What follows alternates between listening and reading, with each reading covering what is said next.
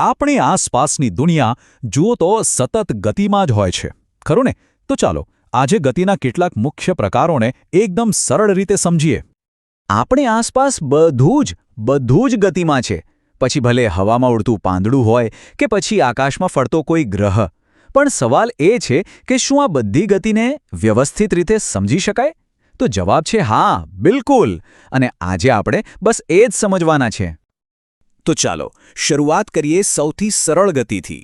એવી ગતિ જે આપણે લગભગ દરરોજ જોઈએ છીએ, એકદમ સીધી અને સિમ્પલ. તો સુરેખ ગતિ એટલે શું? સાવ સહેલું છે. જ્યારે કોઈ પણ વસ્તુ આમ વળાંક લીધા વગર બસ એક સીધા રસ્તા પર જ આગળ વધે તો એને સુરેખ ગતિ કહેવાય. એનો રસ્તો એકદમ સીધો, સ્ટ્રેટ હોય છે. આનું સૌથી સારું ઉદાહરણ વિચારો કે એક કાર સીધા હાઈવે પર દોડી રહી છે. એની ગતિ એકદમ સીધી રેખામાં હોય છે, ક્યાંય વળાંકને, બસ સીધી. અથવા તો પરેડ કરતા સૈનિકોને યાદ કરો, કેવી એકદમ સીધી લાઇનમાં ચાલે છે, ખરું ને? આ સુરેખ ગતિનું એક પરફેક્ટ ઉદાહરણ છે. હવે વિચારો, કોઈ પથ્થર ઉપરથી નીચે પડે તો શું થાય? ગુરુત્વાકર્ષણ બળ એને સીધો જ નીચે ખેંચે છે. એ ક્યાંય આડો અવડો નથી જતો, બસ સીધો નીચે. આ પણ સુરેખ ગતિ જ છે. અને હવે વાત કરીએ એકદમ ફાસ્ટ, સુપરફાસ્ટ સુરેખ ગતિની. બંદૂકમાંથી છૂટેલી ગોળી એ પણ લગભગ સીધી લીટીમાં જ પોતાના ટાર્ગેટ તરફ જાય છે. અને છેલ્લું ઉદાહરણ, કૂવામાંથી ઉપર આવતી ડોલ. આ શું બતાવે છે? કે દિશા કોઈ પણ હોય, ભલે ઉપર હોય કે નીચે, જો રસ્તો સીધો છે તો એ ગતિ સુરેખ ગતિ જ કહેવાય. સારું, તો સીધી રેખાની વાત તો થઈ ગઈ. હવે સીધી રેખામાંથી આગળ વધીએ અને એક એવી ગતિ વિશે જાણીએ જેમાં સતત વળાંક આવે છે. તો વર્તુળાકાર ગતિ એટલે શું? આમાં છે ને કોઈ પણ વસ્તુ એક ફિક્સ પોઈન્ટ એટલે કે કેન્દ્રથી હંમેશા એક સરખા અંતરે રહીને ફરે છે. આનાથી શું થાય? એક પરફેક્ટ સર્કલ બને છે. એ વસ્તુ કેન્દ્રથી ક્યારે નજીક પણ ના જાય અને દૂર પણ ના જાય. સૌથી સહેલું ઉદાહરણ છે પંખો. પંખાના પાંખિયાને જુઓ. દરેક પાંખિયું એના સેન્ટરથી એક ચોક્કસ અંતરે રહીને જ ગોળ ગોળ ફરે છે. અથવા તો ઘડિયાળના કાંટા. આ વર્તુળાકાર ગતિનું એકદમ ધીમું અને સ્ટેડી ઉદાહરણ છે. સેકન્ડ કાંટો હોય, મિનિટ કાંટો હોય કે કલાક કાંટો, બધા જ સતત ગોળ ફર્યા કરે છે. મેળામાં ચકડોળ તો જોયું જ હશે, રાઈટ? એમાં આખું પ્લેટફોર્મ પોતાની ધરી પર ગોળ ફરે છે અને એના પર બેઠેલા બધા લોકો પણ વર્તુળાકાર ગતિ જ અનુભવે છે. હવે જે ઉદાહરણ છે ને, એ ખરેખર બહુ જ રસપ્રદ છે. કેમ કે આ કોન્સેપ્ટ નાના પાયે નહીં પણ કેટલા મોટા ખગોળીય સ્તરે પણ લાગુ પડે છે. આપણી પૃથ્વી, આખો ગ્રહ સૂર્યની આસપાસ આ જ રીતે વર્તુળાકાર ગતિ કરે છે. અને આ તો આપણે બધાએ કદાચ કર્યું પણ હશે. એક દોરી સાથે પથ્થર બાંધીને ગોળ ફેરવવો. આ એક નાનકડી ક્રિયા વર્તુળાકાર ગતિના આખા સિદ્ધાંતને એકદમ સ્પષ્ટ કરી દે છે. આપણો હાથ એનું કેન્દ્ર બને છે, દોરી એની ત્રિજ્યા અને પથ્થર વર્તુળમાં ફરે છે. ઓકે, તો આપણે સીધી ગતિ જોઈ, ગોળ ગતિ જોઈ.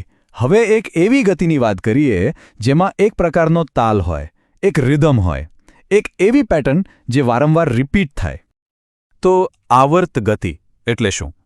આમાં છે ને રસ્તો કેવો છે એ મહત્વનું નથી, પણ મુખ્ય વાત એ છે કે ગતિ એક ચોક્કસ સમય પછી ફરીથી ને ફરીથી પુનરાવર્તિત થાય છે. બસ આ વાક્યને બરાબર પકડી રાખજો. ચોક્કસ સમયગાળા પછી પોતાની ગતિનું પુનરાવર્તન. આ જ આખી વ્યાખ્યાનો સાર છે. ટાઈમ અને રિપીટેશન, આ બે શબ્દો અહીંયા સૌથી અગત્યના છે. આનું સૌથી બેસ્ટ ઉદાહરણ છે હિંચકો. આગળ જાય, પાછળ આવે, ફરી આગળ જાય, ફરી પાછળ આવે. આ પુનરાવર્તિત પેટર્નનું એકદમ સરળ અને સચોટ ઉદાહરણ છે. એ એક જ રસ્તા પર વારંવાર ગતિ કરતો રહે છે. એવી જ રીતે લોલક એટલે કે પેન્ડ્યુલમ એ પણ એકદમ ચોક્કસ અને નિયમિત આવર્ત ગતિ કરે છે. અને રસપ્રદ વાત એ છે કે જૂના જમાનાની ઘડિયાળોમાં સમય માપવા માટે આનો જ ઉપયોગ થતો હતો. આવર્ત ગતિ હંમેશા ધીમી હોય એવું જરૂરી નથી. એ અત્યંત ઝડપી પણ હોઈ શકે છે, જેમ કે ગિટારના તારનું કંપન. આપણે જ્યારે તારને છેડીએ છીએ ત્યારે એ એટલી ઝડપથી વાઇબ્રેટ થાય છે કે એમાંથી સંગીત એટલે કે અવાજ ઉત્પન્ન થાય છે. બીજો એક ઉદાહરણ છે સીવણ મશીનની સોય. એની ઉપર નીચેની જે હલચલ છે એ પણ એક રિપીટ થતી સાયકલ જ છે. એ સતત એક જ ગતિનું પુનરાવર્તન કરતી રહે છે. અને છેલ્લે એક એવું ઉદાહરણ જે આપણી અંદર જ છે, આપણા હૃદયના ધબકારા. એ પણ એક આવર્ત ગતિ જ છે જે આપણા શરીરમાં જીવનભર સતત ચાલતી રહે છે. સારું, તો આપણે 3 અલગ અલગ પ્રકારની ગતિ જોઈ. ચાલો આ બધાને હવે એક સાથે જોડીને સમજીએ. તો મૂળભૂત રીતે આપણે ગતિના 3 મુખ્ય પ્રકારો વિશે જાણ્યું: સુરેખ, વર્તુળાકાર અને આવર્ત. અને આ 3 પ્રકારો આપણી આસપાસની દુનિયાની મોટાભાગની ગતિને સમજાવવા માટે પૂરતા છે. અને હવે અંતમાં એક સવાલ: પૃથ્વીની ગતિ વિશે વિચારો. એ સૂર્યની આસપાસ ફરે છે એટલે એ વર્તુળાકાર ગતિ થઈ.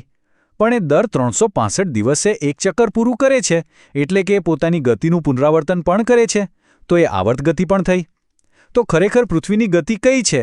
વર્તુળાકાર કે આવર્ત, કે પછી બંને? આના પર જરૂરથી વિચાર કરજો.